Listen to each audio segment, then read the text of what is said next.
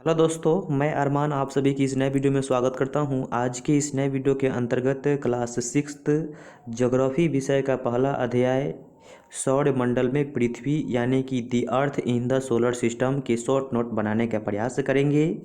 जैसे कि आपको पता है कि NCERT प्लस में SCERT को सम्मिलित रूप से ऐड करके हम लोग शॉर्ट नोट बनाने का प्रयास कर रहे हैं, जो आपके 71वीं BPSC इसके अलावा BPSC टीचर एवं संघ लोक सेवा आयोग के लिए ज़्यादा इंपॉर्टेंट होगा। यहाँ से 2 या 3 नंबर के प्रश्न प्रत्येक एग्जाम में आवश्यक पूछे जाते हैं। सबसे पहले हम आपको बताना चाहूँगा कि हमने पॉलिटी को पूरा समाप्त कर दिया है, क्लास सिक्स्थ का पॉलिटी को समाप्त कर दिया है।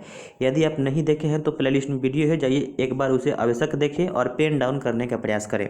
आइए शुरू करते हैं। यहाँ पे सबसे पहला हमारा है ज्योग्राफी। ज्योग्राफी शब्द जो है एक अंग्रेजी शब्द है जो ग्रीक भाषा से लिया गया है और ये 2 शब्दों से मिलकर बना है, जियो प्लस में ग्राफी, जहाँ जियो का अर्थ होता है पृथ्वी और ग्राफी का अर्थ होता है वर्णन। इस प्रकार हम कह सकते हैं कि पृथ्वी का वर्णन ही क्या है, आपका भूगोल यानी कि ज्योग्राफी कहलाता है।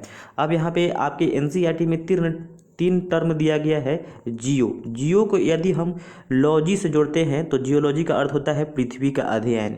इसी प्रकार जियो को हम मेट्री से जोड़ते हैं तो इसका पूर्ण रूप होता है जियोमेट्रिया, जिसका अर्थ होता है पृथ्वी का मापन। इसी प्रकार जियोआइड्स को हम लोग जोड़ते हैं आइड से तो होता है जियोआइड्स, जिसका अर्थ होता है पृथ्वी के आकार के अनुरूप अध्ययन।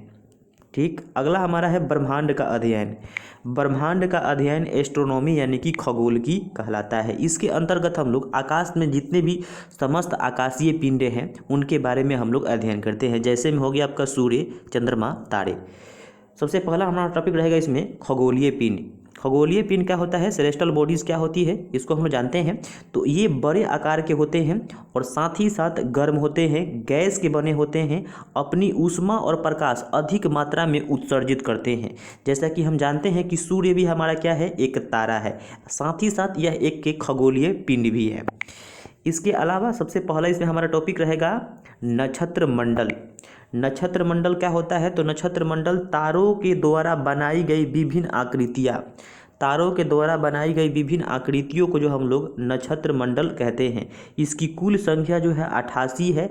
आसानी से पहचानने वाले जो आपके नक्षत्र मंडल जैसे कि ओरियन हो गया, ओर्सा मेजर हो गया, या जिसे हम लोग बिग बियर कहते हैं, कैनिस मेजर या ग्रेट डॉग के नाम से जानते हैं, स्मॉल बियर या सप्तऋषि मंडल के नाम से जानते हैं। तो इन सभी को आसानी से हम लोग पहचान सकते हैं। अगला हमारा रहेगा इसमें सप्तऋषि। इसमें नाम में ही छुपा हुआ है। सप्त का अर्थ होता है 7 और ऋषि का अर्थ होता है आपका संत। यह जो है 7 तारों का एक समूह है जो कि उत्तर दिशा में आपको हमेशा दिखाई देगा। सप्तऋषि एवं ध्रुव तारे की सहायता से प्राचीन काल में लोग जो है उत्तर दिशा का जो है निर्धारण करते थे। सप्तऋषि नक्षत्र मंडल औरसा मेजर का जो है भाग है। नक्षत्र मंडल औरसा मेजर का भाग आपका सप्तऋषि है।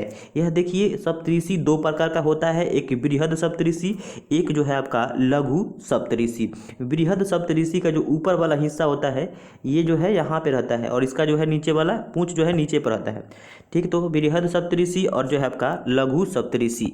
अब इसमें हमारा है सप्तऋषि का नामकरण। सप्तऋषि का नामकरण कैसे किया गया है, जैसे कि भारतीय ग्रंथ में हम देखें तो इसे ऋतु, पुलह, पुलत्स्य, आत्रि, वशिष्ठ, अंगिरा, मरीचि। लेकिन यही देखा जाए यूनानी ग्रंथों में तो इसे alpha, beta, gamma, delta, epsilon, एटा, जेटा के नाम से हम लोग जानते हैं। तो ये रही सप्तऋषि तारों का जो है नामकरण भारतीय ग्रंथों में और साथ ही साथ यूनानी ग्रंथों में। अब देखिए ऋतु एवं पुलह को मिलाने वाली रेखा उत्तर दिशा का सूचक है। बहुत भी ये टर्म है, ऋतु एवं पुलह को मिलाने वाली रेखा जो है उत्तर दिशा का सूचक है। सप्तऋषि के सहायता से जो है ध्रुव तारे की स्थिति जो है ज्ञात होती है। सप्तऋषि के सहायता से ध्रुव तारे की स्थिति ज्ञात होता है। सप्तऋषि तारा मंडल के 2 तारे ध्रुव तारे की ओर संकेत करते हैं, इसलिए इसे हम लोग संकेतक तारे के नाम से भी जानते हैं। अगला हमारा रहेगा पोलर स्टार यानी कि ध्रुव तारा। ध्रुव तारा क्या होता है इसको समझते हैं। तो यह एक स्थिर तारा है। ध्रुव तारा जो है यह एक स्थिर तारा है जो उत्तरी गोलार्ध में पृथ्वी की उत्तरी अक्ष पर स्थित है। जो स्थिर तारा है जो उत्तरी गोलार्ध में पृथ्वी के उत्तरी अक्ष पर जो है स्थित है। विषुवत रेखा से देखने पर, यानी विषुवत रेखा से कहीं पर भी देखने पर यह क्षितिज पर दिखाई देता है। विषुवत रेखा से देखने से ये जो आपका ध्रुव तारा है ये क्षितिज पर दिखाई देता है। यहाँ से प्रश्न बन सकता है। ध्रुव की ओर बढ़ने से क्षितिज की ऊंचाई बढ़ने लगती है। जैसे जैसे हम ध्रुवों की ओर बढ़ते हैं क्षितिज की ऊंचाई बढ़ने लगती है। क्षितिज से ध्रुव तारे की ऊंचाई उस स्थान का अक्षांश उतना ही डिग्री होगा जितना डिग्री जो है ध्रुव तारे की ऊंचाई होगी। यानी कि ध्रुव तारे की जो ऊंचाई होगी उस स्थान का अक्षांश भी उतना ही डिग्री होगा। मान लीजिए कि 10 डिग्री जो उसका ऊंचाई है तो उसका अक्षांश भी कितना होगा, 10 डिग्री ही होगा। इसके अलावा देखा जाए तो इसे लिटिल बियर तारा समूह का यह सदस्य है। जो पोलर स्टार है यह लिटिल बियर तारा समूह का एक सदस्य है। नाविकों को समुद्र में उत्तर दिशा का जो है ज्ञात कराने में सहायता करता है, इसलिए इसे दिशा सूर्य सूचक के नाम से भी जानते हैं। अगला हमारा पॉइंट रहेगा इसमें, राशि क्या होता है। राशि को हम लोग जोडिक साइन भी कहते हैं। जोडिक साइन यह तारों का एक विशेष समूह है। क्या है, यह एक तारों का विशेष समूह है। प्रत्येक का अपना प्रतीक चिन्ह होता है और उन्हीं के नाम पर इसको जिसे नामकरण किया गया है।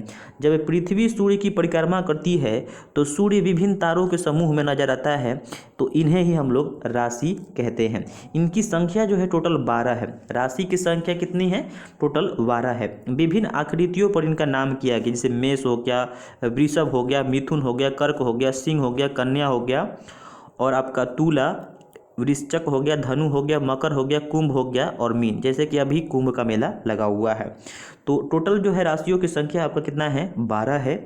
और राशि का जो सर्वप्रथम जो है इस्तेमाल किया तो किसने, सर्वप्रथम जो है रोमन युग में किया गया था। जो राशि का इस्तेमाल किया गया सर्वप्रथम वो रोमन युग में किया गया था। अगला हमारा है नक्षत्र। नक्षत्र को देखते हैं। नक्षत्र क्या होता है, तो पृथ्वी के चारों ओर, यहाँ पे ध्यान देना है, पृथ्वी के चारों ओर विभिन्न तारों का समुदाय है, इन्हें ही हम लोग नक्षत्र कहते हैं।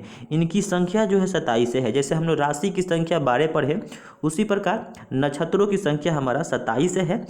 चांद पृथ्वी की परिक्रमा के दौरान किसी न किसी इन नक्षत्रों के तारों के समूह से गुजरता है। जब चांद जो है पृथ्वी की परिक्रमा करता है तो यह किसी न किसी नक्षत्र के तारों के समूह से गुजरता है। अगला हमारा है कि पृथ्वी प्रत्येक नक्षत्र को 14 दिनों में पार कर लेती है। पृथ्वी जो है प्रत्येक नक्षत्रों के जो है 14 दिनों में पार कर लेती है, इसलिए नक्षत्रों की जो अवधि होती है वो 14 दिन की होती है। और नक्षत्र ज्योतिष के विद्वान मानते हैं कि नक्षत्र और मौसम में गहरा संबंध है। जैसे एक नक्षत्र में मौसम की दशा देखकर हम लोग दूसरे नक्षत्र में मौसम का पूर्वानुमान भारतीय ज्योतिष की परंपरा रही। यानी कि एक मतलब मौसम में जो है अगला, जैसे कि मैंने अगला मौसम में क्या होने वाला है उसकी हम लोग जानकारी ले सकते हैं। ये भारतीय ज्योतिष की जो है परंपरा रही है। और यहाँ पे इसका सब नाम दिया गया है, जितने भी नक्षत्र हैं, जैसे कि अश्विनी हो गया, भरणी हो गया, कृतिका हो गया, रोहिणी हो गया, आपका मृगशिरा हो गया, आद्रा हो गया, पुनर्वसु, पुष्य, माघा, पूर्वा फागुनी, उत्तरा फागुनी, हथिया, चित्रा, स्वाति, विशाखा, अनुराधा यहाँ पे 2 बार हो गया है, ज्येष्ठ, मूल और पूर्वा आषाढ़, उत्तरा आषाढ़, सावन, घनिष्ठा, शतभिषा, पूर्वा भाद्रपद, उत्तरा भाद्रपद और रेवती। ये सब जो है टोटल आपके जो है नक्षत्रों की संख्या है, जिसकी अवधि जो है आपके 14 दिन होती है। अगला हमारा है इसमें अगला टॉपिक आकाशगंगा, जिसे हम लोग तारों की नदी के नाम से जानते हैं। आकाशगंगा को तारों की नदी के नाम से भी जाना जाता है। आकाश में असंख्य तारों की फैली चौड़ी सफ़ेद चमकदार जो पट्टी होती है उन्हें आकाशगंगा कहते हैं। NCERT का ये जो है थोड़ी सी डिफिनेशन दिया गया है कि आकाश में असंख्य तारों की फैली चौड़ी सफ़ेद पट्टी को आकाशगंगा कहा जाता है। ये आकाश में प्रकाश की एक बहती नदी की तरह इसका जो है कल्पना किया गया है, इसलिए इसे तारों की नदी भी कहते हैं। हमारी आकाशगंगा का नाम मिल्की वे है। हमारी आकाशगंगा का नाम क्या है, मिल्की वे है, जिसे हम लोग दुग्ध मेखला के नाम से भी जानते हैं। अगला हमारा है क्षुद्र ग्रह। क्षुद्र ग्रह क्या होता है, तो मंगल एवं बृहस्पति की कक्षाओं के बीच असंख्य छोटे छोटे पिंड होते हैं या छोटे छोटे जो पत्थर होते हैं उन्हें हम लोग क्षुद्र ग्रह के नाम से जानते हैं। सबसे ध्यान देने वाली बात है कि क्षुद्र ग्रह जो है मंगल और बृहस्पति के कक्षाओं के बीच पाए जाते हैं। खगोल विद के अनुसार ग्रहों के ही ये टुकड़े हैं। खगोल विद के अनुसार ये जो है क्षुद्र ग्रह जो है ये ग्रहों के टुकड़े हैं। सबसे बड़ा क्षुद्र ग्रह जो है आपका सीरस है। सबसे बड़ा क्षुद्र ग्रह आपका सीरस है। अगला पॉइंट हमारा उल्का पिंड। उल्का पिंड क्या होता है? तो सूर्य के चारों ओर चक्कर लगाने वाले पत्थर के छोटे छोटे ये टुकड़े होते हैं। सूर्य के चारों ओर चक्कर लगाने वाले पत्थर के छोटे छोटे ये टुकड़े होते हैं, जिसे हमें उल्का पिंड कहते हैं। पृथ्वी के वायुमंडल के साथ ये रगड़ कर जलने लगते हैं। जब ये टूट कर गिरता है तो पृथ्वी के वायुमंडल में घर्षण, बहुत हवा का घर्षण है, उसके कारण जो है ये रगड़ से जो है जलने लगता है। तो इसमें से जो है एक तो चमकदार प्रकाश निकलता है जिसे हम लोग टूटता हुआ तारा कहते हैं, लेकिन वास्तव में ये तारा नहीं होता है, बल्कि क्या होता है आपका उल्का होता है। और जब ये पृथ्वी पर गिरता है तो इसे हम लोग बोलते हैं उल्का पिंड। अगला हमारा है पूछल तारा, कोमेट। पूछल तारे क्या होते हैं? तो पूछल तारे और धूमकेतु चट्टानों, बर्फों और धूल और गैसों के बने आकाशीय पिंड अपनी कक्षा में घूमते हुए सूर्य के पास आते हैं। पूछल तारे एवं धूमकेतु चट्टानों, बर्फ, धूल और गैस के बने आकाशीय पिंड हैं जो अपनी कक्षा में घूमते हुए सूर्य के पास आते हैं। सूर्य के ताप के कारण इनकी गैसें धूल और बर्फ वाष्प में बदल जाती है और वाष्प मुख्य पिंड से एक लंबी सी चमकीली पूंछ के रूप में बाहर निकलती है, तो जिसे हम लोग बोलते हैं ये पूछल तारे हैं। ठीक है ना, चमकीली पूंछ के रूप में ये बाहर निकलती है, जिसे हम लोग पूछल तारे कहते हैं। गुरुत्वाकर्षण के कारण तारे का जो आपका सिर होता है वो सूर्य की तरफ और पूंछ जो है होता है वो हमेशा बाहर की ओर होता है। तो पूछल तारे की जो सिर होता है वो आपकी सूर्य की तरफ होता है और इसका जो पूंछ होता है वो बाहर की तरफ होता है। अगला हमारा इसमें है काइपर मेखला। काइपर मेखला क्या है? तो नेपच्यून के पार सौर मंडल के आखिरी सिरों पर जो है एक आकाशीय पिंड है जो तस्तरी यानी कि केप बध के आकार की विशाल पट्टी है, और जो देखा जाता है आपका धूमकेतु और प्लूटो जो है इसी के सदस्य हैं। काइपर मेखला जो है आपका काइपर मेखला का ही सदस्य है आपके धूमकेतु और जो है प्लूटो। अगला हमारा है प्लूटो यानी कि यम। इसको हम लोग जानते हैं सौरमंडल में अगस्त 2006 से पहले 9 ग्रह थे। सौरमंडल में अगस्त 2006 से पहले 9 ग्रह था। नेपच्यून की कक्षा का अतिक्रमण करता था। जैसे कि मान लीजिए कि हमारे नेपच्यून का कक्षा है और इसका कक्षा है ऐसे आता था और जो है आपका ऐसे इसको काट देता था, इसीलिए जो है इसको जो है 24 अगस्त और 2006 को अंतर्राष्ट्रीय खगोल संघ ने यम को ग्रह की श्रेणी से हटा दिया। तो अभी ये ग्रह है या नहीं? तो अभी ग्रह ये नहीं है। कब हटाया गया? तो 24 अगस्त 2006 को अंतर्राष्ट्रीय खगोलीय संघ ने यम को ग्रह की श्रेणी से हटा दिया। क्यों हटा दिया? तो नेपच्यून की कक्षाओं का जो ये अतिक्रमण यानी कि काटता था।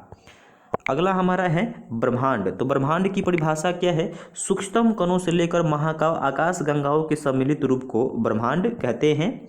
इसमें लाखों आकाश गंगाएं मिलकर ब्रह्मांड का निर्माण करते हैं, और आकाश गंगा जैसे कि आकाश गंगा हो गया, सूर्य हो गया, पृथ्वी हो गया, ये सभी ब्रह्मांड के ही आपके क्या हैं उनसे। अगला हमारा है आकाशगंगा।